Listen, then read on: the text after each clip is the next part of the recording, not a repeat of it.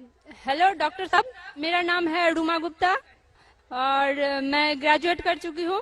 मेरा सवाल है कि अगर एक मुस्लिम लड़का और एक हिंदू लड़की शादी करे और अगर ऐसा हो कि वो मुस्लिम लड़का हिंदू लड़की के घर में नमाज पढ़े और वो हिंदू लड़की उसके घर में जाकर पूजा भी करे, तो ये क्या जायज है या नाजायज है?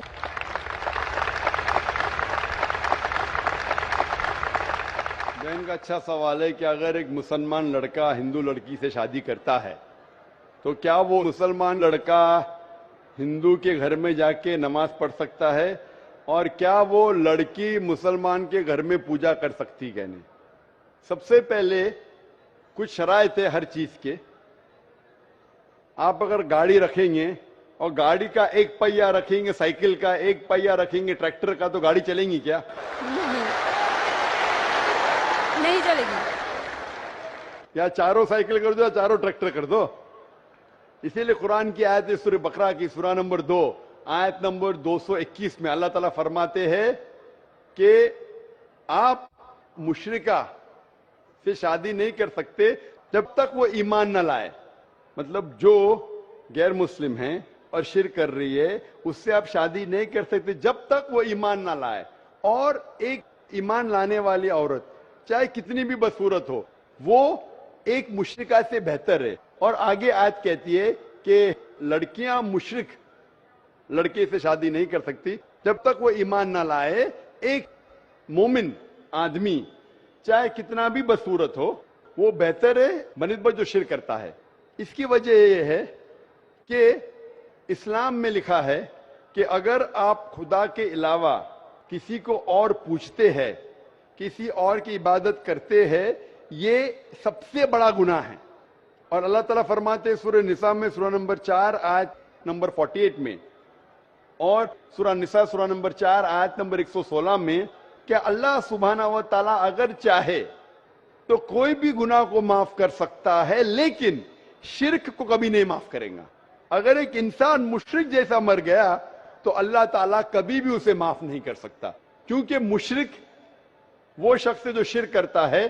और ये सबसे बड़ा गुनाह है क्योंकि हमारा खालिक, हमारा मालिक, हमारा ईश्वर, हमारा खुदा, हमारा भगवान, अगर हम उसको गाली देंगे, ये सबसे बड़ा गुनाह है।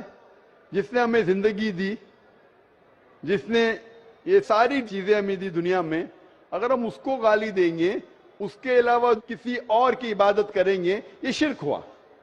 तो इसीलिए इस्लाम में इजाजत नहीं है कि एक मुस्लिम लड़का या लड़की कोई मुशरिक लड़का या लड़की से शादी करे, तो इजाजत नहीं है। जहां तक के सवाल है क्या एक आम मुसलमान हिंदू घर में नमाज पढ़ सकता है? अगर उसके सामने कोई मूर्ति नहीं है तो वो नमाज कहां भी पढ़ सकता है अगर जगह साफ है। हमारे रसूल मोहम्मद सल्लल्लाहु अलैहि वसल्लम फरमाते कि सारी दुनिया, सारी धरती मोमिन के लिए मस्जिद है। यानी सारी दुनिया आप कहां भी नमाज पढ़ सकते, देखना चाहिए कि साफ है, आप नमाज पढ़ सकते। तो ये आप जाके अगर हिंदू का घर में जाते हैं और वह साफ है, कोई मूर्ति आगे नहीं है, तो नमाज पढ़ने में कोई हर्ज नहीं है। जरूरी नहीं है कि आपको शादी करना चाहिए फिर आप नमाज पढ़ सकते। शादी करने की जरूरत नहीं है, नमाज पढ़ने के अगर साफ जगह है तो कोई हर्ज नहीं। इसीलिए शादी के लिए शर्त है कि दोनों का ईमान हो। और अगर आप हिंदू मजहब पढ़ेंगे तो हिंदू मजहबी किताब में भी यही लिखा है जो मैंने पहले पेश किया, पहला जो सवाल था भाई साहब का, और मैंने कहा कि हिंदू मजहब में भी यही लिखा है, ना तस्य प्रतिमास्ति, उस ईश्वर, उस भगवान, उस खुदा का कोई अक्स नहीं, कोई मूर्ति नहीं, कोई फोटोग्राफ नहीं, कोई पेंटिंग नहीं, कोई पोर्ट्रेट नहीं, कोई आइडल नहीं, कोई स्टैच्यू नहीं। अगर ये मान ले कि कम से कम जो यकसा है हिंदू और इस्लाम के मजहबी किताब में, कम से कम उसके ऊपर अमल करे तो अक्सर हमारे मुश्किलात दूर हो जाएंगी। जो यकसा नहीं है उसको कल डिस्कस कर सकते। और अगर आप तहकीक करते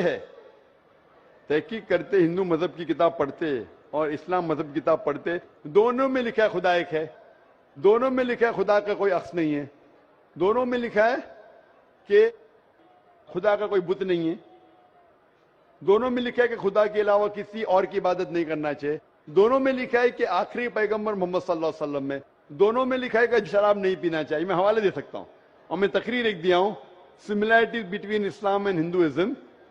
اسلام اور ہندوازم میں یکسانیت دونوں کتاب میں. آپ اگر پڑھیں گے قرآن مجید میں سورہ مائدہ سورہ 5 آیت نمبر 90 میں لکھا ہے کہ شراب پینا حرام ہے. اب Manusmriti chapter number 9 verse number 225 پڑھیں گے, اس میں لکھا ہے کہ شراب پینا حرام ہے. قرآن میں لکھے سورہ مائدہ سورہ نمبر 5 آیت نمبر 3, سورہ بقرہ سورہ نمبر 2 آیت نمبر 173, سورہ انعام سورہ نمبر 6 آیت نمبر 145 اور سورہ نحل چیپٹر 16 ورس 115 میں حرمت علیکم المیتۃ والدم ولحم الخنزیر وما اہل لغیر اللہ بھی. کیا آپ کے لیے حرام ہے مرا ہوا گوشت, خون, سور کا گوشت اور وہ کھانا جس کے اوپر اللہ کے علاوہ کسی اور کا نام لیا گیا ہے. آپ اگر ہندو مذہبی کتاب پڑھیں گے اس میں بھی لکھا ہے کیا سور کا گوشت کھانا حرام ہے. اگر آپ تحقیق کریں گے کافی یکسانیت ہے. اسلام مذہبی کتاب میں لکھا ہے قرآن میں سورہ نور میں سورہ نمبر 24 آیت نمبر 30 اور 31 کے اندر حجاب کے بارے میں. عورت کو الحمدللہ حجاب میں ہونا چاہیے, سر سے ڈھکا ہونا چاہیے اس کا جسم, صرف جو دکھ سکتا ہے وہ چہرہ اور ہتھیلی تک کے.